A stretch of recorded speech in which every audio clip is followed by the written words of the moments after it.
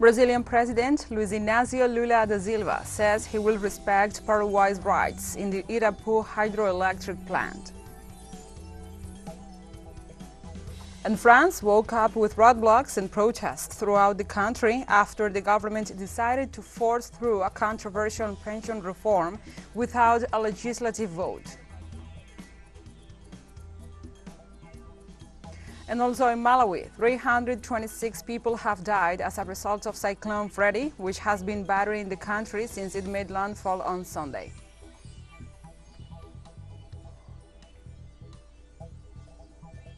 From the headquarters of teleSUR English in Havana, Cuba, this is From the South. I'm your anchor, Gladys Quesada, and these are the news. In Brazil, President Luiz Inácio Lula da Silva says that he will respect Paraguay's rights at the Itaipu hydroelectric plant, which straddles the border between the two countries on the Paraná River. Lula makes the comments after meeting his Paraguayan counterpart, Mario Abdo Benítez, in the Brazilian border town of Foz de Iguaçu. Lula referred to the future renegotiation starting in June of the agreement on the financial terms and provision of electricity services for the plant. In February, Itaipu paid the last installment of the debt for the construction of the plant, which cost the two countries $64 billion. The Itaipu Treaty dates back to 1973, and the dam began operating in 1984. Paraguay has the option of using 50% of the energy produced, which belongs to it, or selling the surplus to Brazil, as it has done in the past. Paraguay uses about 22% of its share of the energy and hopes to resell it to Brazil at market prices in future negotiations. Lula repeated his discourse of South American integration based on the economic growth.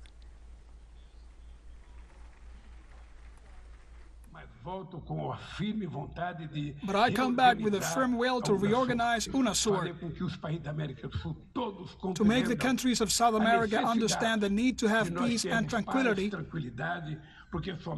because with this peace and tranquility and with a lot of democracy, we will ensure that our continent ceases to be a poor region. In Colombia, labor unions and organizations are mobilizing in several cities in support of the labor, health, and retirement reforms promoted by the government of Gustavo Petro. The country's main workers' unions said they will stage marches in Medellín, Pereira, Cali, Barranquilla, and Bucaramanga to support that the notion of work, health, and pension are fundamental rights and not private business. Unions representing teachers and pensioners will also take part in the mobilizations aimed at defending the right of life, decent work, pensions, health, and education.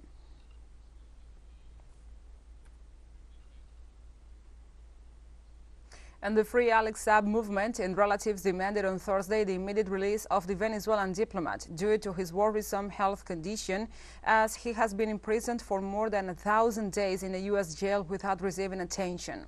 In a press conference, lawyer Camila Fabri made an urgent call to the world to denounce the alarming current situation, which endangers his life, and asked the UN Secretary General Antonio Guterres to pronounce himself on this case.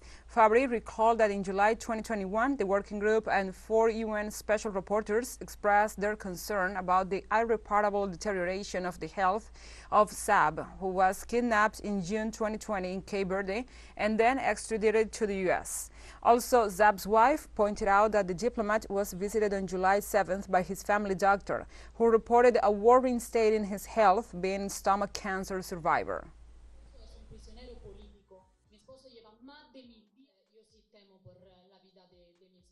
I do fear for my husband's life.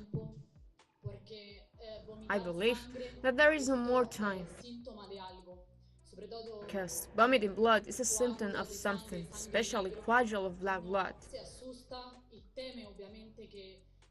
One fears and fears that the cancer may have returned again. And not only this, Alex also warns of serious and severe stomach pains. And obviously, this vomiting with blood clots is due to what it is, because I do now know the medical attention. How much more this torture continue? How much more? In Argentina, 6 out of the 8 police persons accused of the repression that resulted in the murder of teacher Carlos Fuentealba in 2007 were found guilty of the crimes of abuse of authority and abuse of weapons by the criminal court of the province of Neuquén.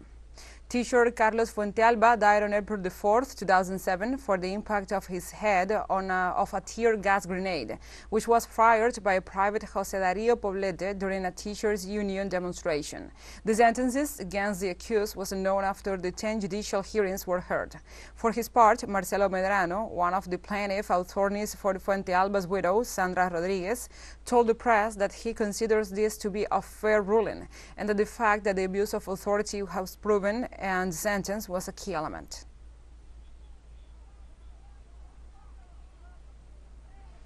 United States First Republic Bank will receive a $30 billion lifeline for a group of the country's largest banks to avoid collapse. The agreement follows fears of an eventual crisis of the financial institution as a consequence of the current market instability in the wake of the abrupt fall in the share price that caused record losses at the bank recently.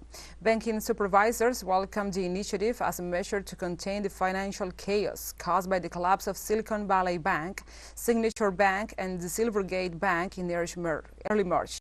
The $30 billion infusion will give the San Francisco Bank a much-needed cash to meet customer withdrawals and buttress confidence in the U.S. banking system.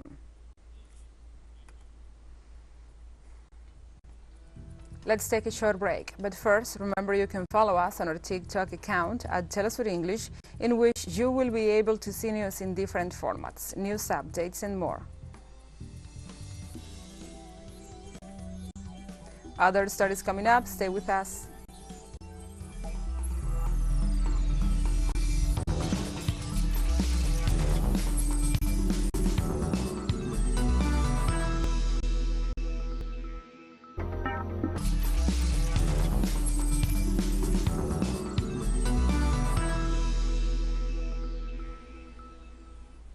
Welcome back to From the South. The streets of France woke up on Friday with roadblocks and protests in different parts of the country due to the recent approval without legislative backing of the 4 months of the government's controversial pension reform. Protesters blocked a key highway around the French capital and intensified strikes at refineries in rejection of the government's decision to force through a much-resisted reform.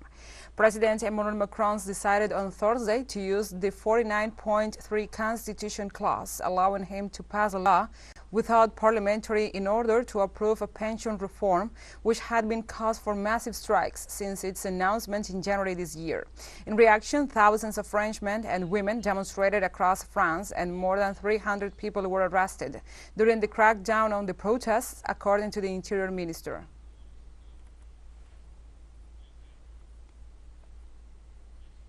We stay on topic. French unions call for new nationwide strikes and demonstrations next week after the government pushed a pension reform through the National Assembly without a vote. It is unbearable. We have been mobilized for 2 months, and all the opinion polls show that they reject this pension reform, which is unbearable, and the political project it embodies. This forced passage of the 49.3, it's unbearable, it's indecent, and it's not going to stop there. We are here today, and we will continue the mobilization in our workplaces, everywhere in the cities, in the streets, and elsewhere. The demonstrators also expressed their disagreement with the approval of Article 49.3 and ratified their will to maintain the proposed general mobilization. We have to get together, we have to get organized, we have to fight, we have to make a mess. As some people say, block everything, take action, and in any case, what is certain is that we have to go beyond the modes of operation which have prevailed until now, namely a bureaucratic leadership of the unions and of the movement which puts the whole base on one side. The idea is to attack and to try to install a relationship of force because in fact we can accept something like that, quite simply. Given the support from a vast majority of the population that has mobilized for weeks, the unions continue to independently demand the withdrawal of the reform with calm and determined actions.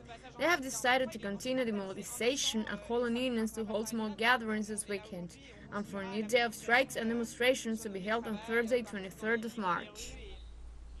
In Germany, some 500 Israelis protested at Berlin's iconic Brandenburg Gate, waving Israeli flags, chanting and holding banners against Netanyahu's visit. Demonstrators rejected the controversial legal reforms that the Israeli Prime Minister Benjamin Netanyahu is pushing in Israel. For several weeks now, thousands of people have taken to the streets of Tel Aviv to reject what they consider a violation of democracy and a threat to citizens' rights. In contrast, Netanyahu has been defiant during his meeting with German Chancellor Olaf Scholz, claiming that his plans were only intended to bring Israeli democracy in line with what is common and acceptable in almost all Western democracies. Democracy in Israel, it's a must. We cannot give it up, and we're going to fight for democracy, do whatever it needed. So I came here just for demonstration for today to welcome our want-to-be dictator prime minister and show him that we won't accept it. And this is either democracy or rebellion. There is no other choice. On Thursday, Spain's parliament gave the green light to an animal welfare law, while also amending the penal code to bring in severe penalties for abuses. Highlighting the importance of the day, Ion Belarra, social rights minister of Podemos Party coalition, said the parliament finally passed the first animal rights law since the country returned to democracy following the 1975 death of Francisco Franco. The legislation makes it obligatory for anyone adopting a dog to undergo training and imposes a ban on leaving a dog alone for more than 24 hours. Changes to the penal code also toughen penalties for animal cruelty, ranging from 18 months in prison if the animal needs veterinary treatment or up to 3 years if the animal dies under aggravating factors. Until now, the toughest sentence was 18 months behind bars if an animal died.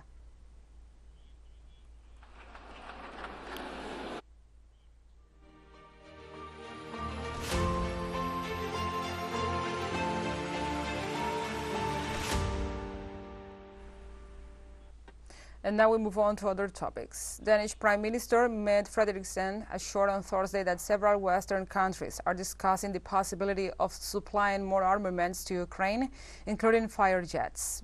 The announcement joins that of Polish President Andrzej Duda, who assured on Thursday that 4 MiG-29 aircraft will be sent to Kiev in the coming days.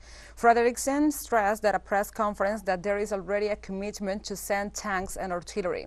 Denmark has so far provided some 658 million euros in military aid to Ukraine since the beginning of the Russian-Ukrainian conflict. Russian Foreign Minister Sergei Lavrov recently pointed out that the declaration of cooperation between the European Union and the North Atlantic Treaty Organization explicitly places Europe in a subordinate position to that bellicose alliance.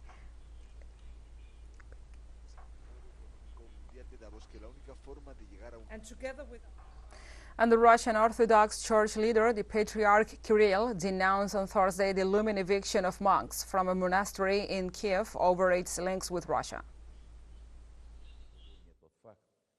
It is regrettable that when the state leadership of Ukraine declares its commitment to democratic norms and the European path of development, respect for human rights and freedoms, these rights and freedoms are then violated today in the most blatant way. I ask you to make every effort to prevent the forced closure of the monastery, which will lead to the violation of the rights of millions of Ukrainian believers in freedom of religion, guaranteed by the Constitution of Ukraine. teleSUR English continues to grow. You can now tune in from 33 different African countries through StarSat. Dial 461 and enjoy our Latin American alternative broadcast. One final short break and we'll be right back. Stay with us.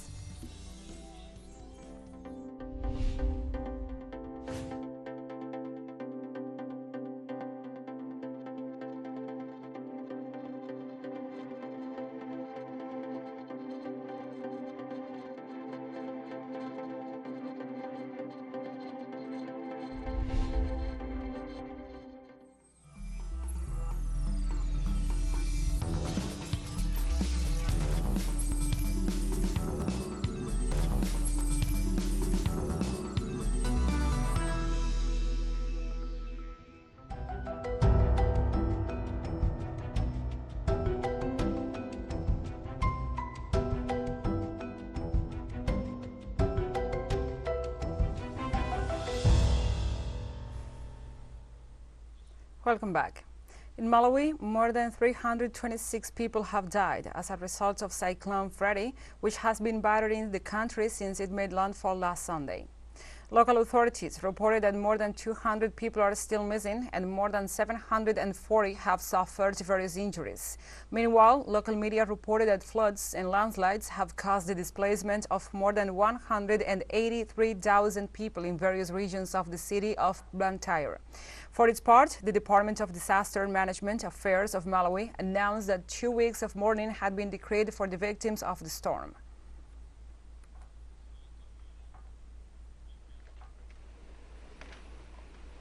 Anti-riot forces and protesters clashed on Thursday in Senegal over the movement restrictions imposed on the leader of the opposition Patriots of Senegal party, Ousmane Sonko. Armored police vehicles, barricades and military personnel armed with assault rifles prevent the politician from leaving his residence in the capital, as well as groups of supporters from arriving to the area after authorities denied the demonstration permits hours before. Sonko is known for his anti-government rants and criticism against the President of the Republic, Macky Sall, whom he accuses of seeking re-election next year despite the constitutional prohibition to do so. The politician was scheduled to appear in court on Thursday, accused of defamation, insults and forgery by the Minister of Tourism, Mane Bayenyan, in a process that his loyalists claim is intended to prevent him from returning or running in the next presidential elections.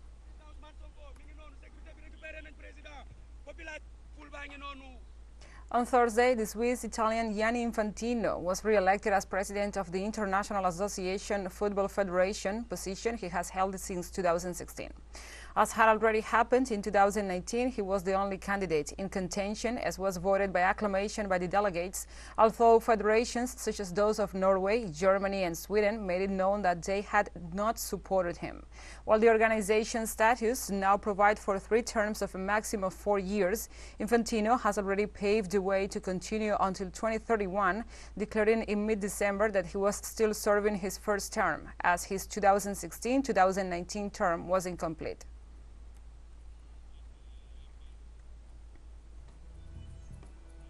And we have come to the end of this news brief. But remember, you can find this and many other stories on our website at telesurenglish.net. And also, if you feel so inclined, please join us on social media for all the latest news. We are on Facebook, Twitter, Instagram, Telegram, and TikTok. For TeleSUR English, I'm your anchor, Gladys Quesada. Thank you for watching.